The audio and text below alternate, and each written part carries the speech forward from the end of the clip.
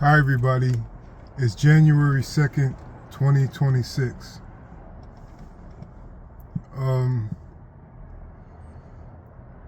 In concern of your viewpoint, people talk about changing their perspective, opening their boundaries, or broadening their horizons. And I think it is good to switch viewpoints into, kind of fidget with your spiritual aperture in so many words. But there is a way to transcend selecting different viewpoints, and by looking at something from your current perspective, you can still see things in your current perspective without changing how you look at it. And you can see varied angles from the same vantage point.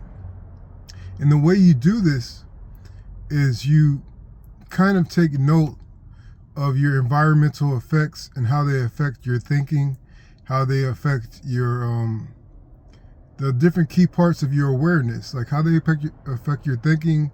How do your emotions respond to your environment and to the situation you're in? How far do you determine you could go in this same direction?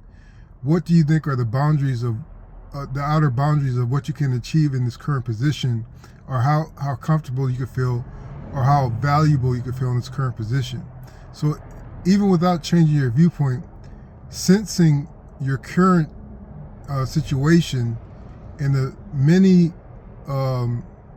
positive effects, meaning something happens instead of negative, which means nothing's happening. The positive effects of your life, how your life are affected positively by what is around you and what you are sensing, is almost just as good as changing your viewpoint.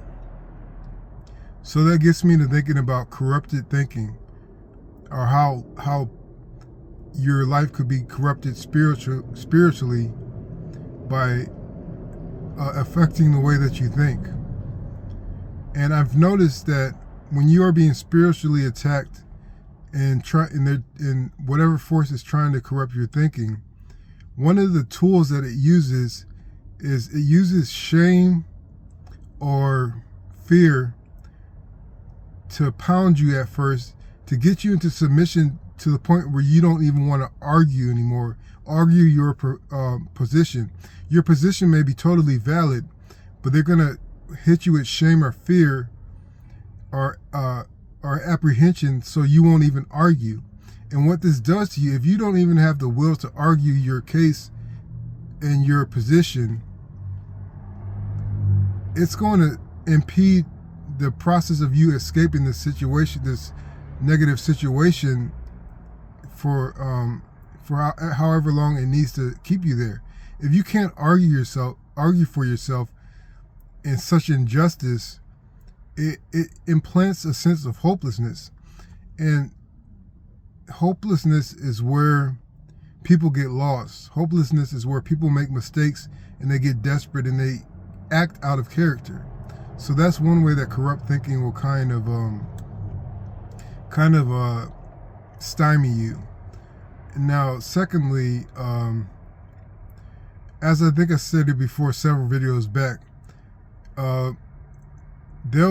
a seed will be planted and you may not even notice it, and you think everything's okay.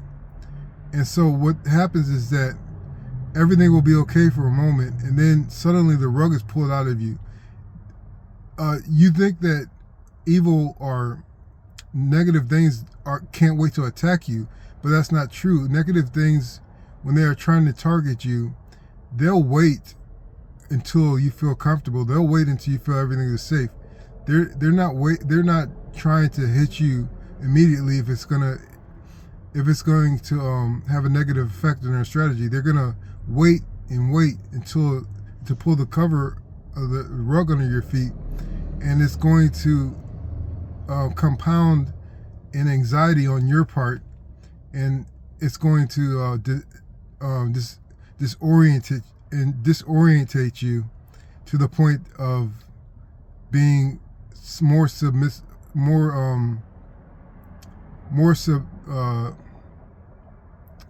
to be more prone to be submissive to the situation. So you have to remember, you don't always have to be on your guard, but you have to realize the strategy that they use. So when they pull the rug out under your feet, you know that it's not necessarily the truth that's coming. It's just the strategy to get you off balance. And lastly, I could say about the way that you might be tricked by spiritually thinking corruption is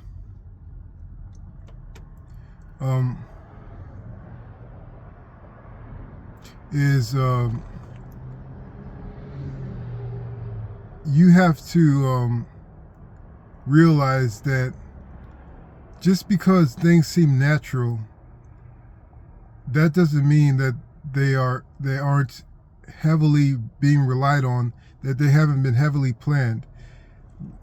The way that spiritual thinking corruption happens is that because the people or the entities or the situations that attack you, they want you to believe that what is happening is normal.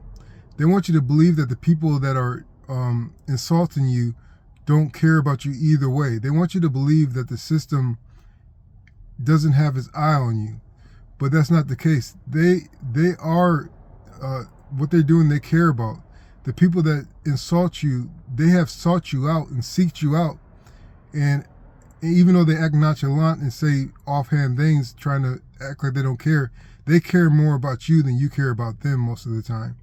And so these things that trying to come across as natural and like it's normal, put you in a world or a headspace where bad things are normal, and that's not the case. Bad things aren't normal. They try to make it seem normal. You have to step outside of that and realize that you are a child of God, and your world is not corrupted by the simple or the hateful attacks that come from these spiritual entities or from wherever they may come from. So I hope this helps. Thanks.